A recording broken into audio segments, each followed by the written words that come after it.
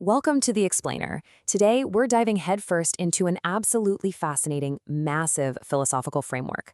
We're looking impartially at the teachings and writings of Shuifeng, the guide of life Cheng Yuan. Specifically, we'll be exploring his text, The Eight Meanings of the Way of the Greatest Creator. Now, whether you're already deep into this material or this is your very first time hearing about it, we're going to map out these concepts together to really visualize how this philosophy works. Because honestly, this isn't just a collection of abstract ideas, it's practically a comprehensive architectural blueprint of reality itself. Okay, so here's our roadmap for today. We're taking a macro to micro journey, starting with the origins of the universe, moving through universal laws, true nature, cause and effect, the ultimate purpose of joy, and finally wrapping up with the idea that life is just a game. Starting with Section 1, we're going right back to the very beginning, from Wuji to the cosmos, to see how this framework describes the literal dawn of existence. So what's super interesting here is the specific cosmic sequence presented to us. Basically, the universe started as Wuji. Try to picture an absolute, boundless, completely structureless void, literally true nothingness. But from this void, a structure somehow emerged. And the crucial takeaway in this framework is that structure actually generates consciousness. This original, supreme cosmic consciousness is what's identified as the creator God. From that exact moment, reality wasn't just some random explosion of matter. It was rapidly and deliberately structured into a highly specific multiverse. We're talking exactly 20 parallel worlds and 36 distinct dimensions. I mean, let that scale sink in for a second. We went from absolute zero to an infinitely complex, meticulously categorized multiverse. And this really highlights one of the core assertions of Shuifeng's writings. Absolutely nothing is born out of random chance. Think about the sheer contrast here. You've got massive, fiery stars swirling around in the galaxy, and then right down here on Earth, you have a simple blade of grass or even microscopic bacteria. This perspective insists that every single organism, no matter how gigantically complex or unbelievably tiny, is the result of a deliberate, pre-designed reproduction program of life, authored by that initial cosmic consciousness. Nothing's an accident, you know? The whole shebang is programmed. Moving right along to Section 2, the architecture of existence. Let's see how we go from raw creation into structured universal laws. The source material uses some really deeply relatable rhetorical questions to ground these massive multidimensional concepts. Seriously, think about it for a minute. Who actually arranges and controls the exact ebb and flow of the ocean's tides? Who dictates the totally predictable, unyielding changing of the seasons year after year? And who governs the incredibly complex human cycle, moving perfectly from a single fertilized egg through childhood into adulthood and finally to old age and death?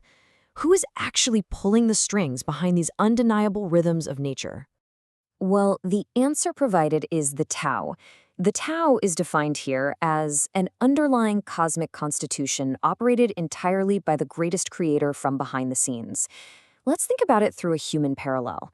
If a bustling, massive metropolis suddenly lost all its traffic lights, laws, and regulations, it would collapse into absolute chaos in a matter of minutes, right?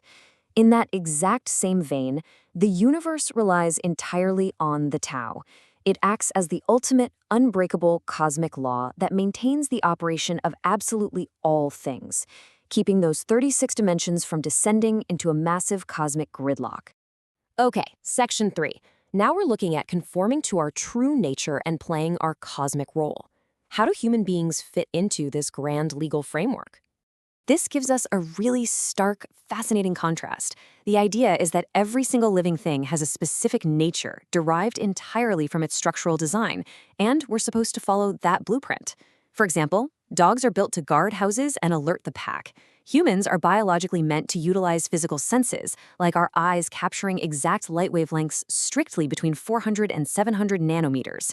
Going against the grain, that's exactly where the trouble starts.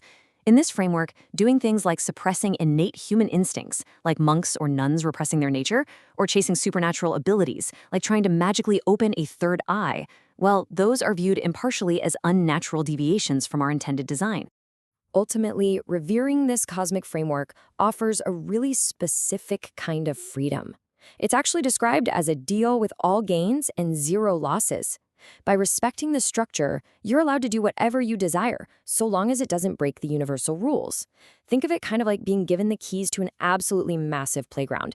You have total freedom to run, play, build, and explore anywhere you want inside that playground. You just can't jump the fence into the oncoming traffic of unnatural behavior. It's total freedom, but fully optimized by specific boundaries. That brings us to Section 4, Reality and Free Consciousness. Let's zoom in a bit and ground these lofty cosmic ideas directly into the mechanics of your daily routine. Here, the concept of cause and effect is rooted in some highly relatable, completely mundane analogies. We are moving all the way from those 36 dimensions straight down to everyday discomforts. Got a stomachache or loose bowels? Well, that traces a direct line back to your choice to eat spoiled food. Nursing a headache? That stems from wearing unsuitable clothes in the cold, or maybe just a lack of sleep. And on a social level, being scolded today means you probably hurt someone in the past.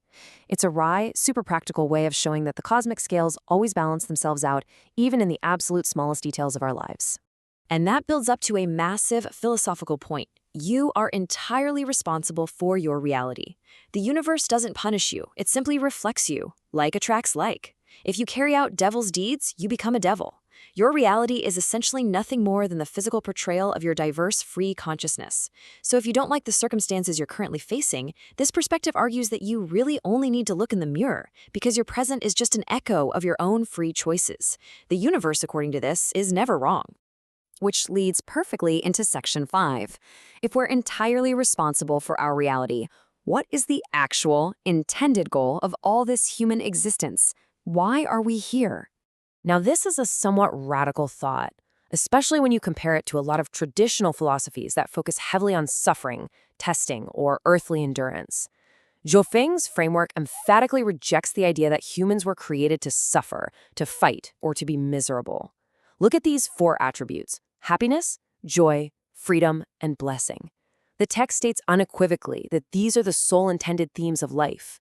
The blue sky, the blossoming flowers, the taste of a really good meal, they were all designed specifically to please our minds and bodies, not to test our endurance for pain.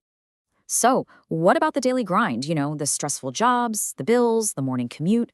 Well, growing crops, working, and making money are not the ultimate goals themselves. They're just the vehicles to achieve a happy and blessed life. We so often confuse the vehicle with the destination. You wouldn't buy a car just to sit in it while it's parked in your driveway. You buy it to drive to the beach. Similarly, no matter what your status or career is, as long as your daily labor is ultimately a vehicle that produces joy, you are successfully walking the way of the greatest creator. And finally, we reach Section 6, the final act of our macro-to-macro journey today. The idea that life is just a game. There's a really strong warning issued here. Taking this earthly existence too seriously and obsessing over ownership will inevitably strip away the true nature of life. When we become aggressively attached to our vehicles, our money, our status, our physical possessions, we completely warp our reality. This philosophy argues that excessive attachment turns what was originally designed to be a joyful, playful comedy into a painful tragedy full of fighting, anxiety, and deep suffering. Essentially, we ruin the game by forgetting that it's a game in the first place. If there's one core distillation you take away from this entire cosmic architecture, it's this exact quote: "Everything is but a game, only life is real." This brilliantly captures the ultimate climax of Life Shan Yuan's philosophy. It's a profound reminder that the universe is just a joyful stage designed to be experienced and played in. It is absolutely not a dominion to be anxiously conquered and possessed. Everything on this earthly stage, strictly temporary. So I'll leave you with this final provocative thought from the source material. If the life stage is genuinely just a game, what can you actually keep after death? If only your consciousness is real and everything else is just temporary props on a stage, how might treating your daily struggles as just a game change the way you wake up tomorrow morning? Think about that as you go about your day. Thank you so much for joining me on this explainer.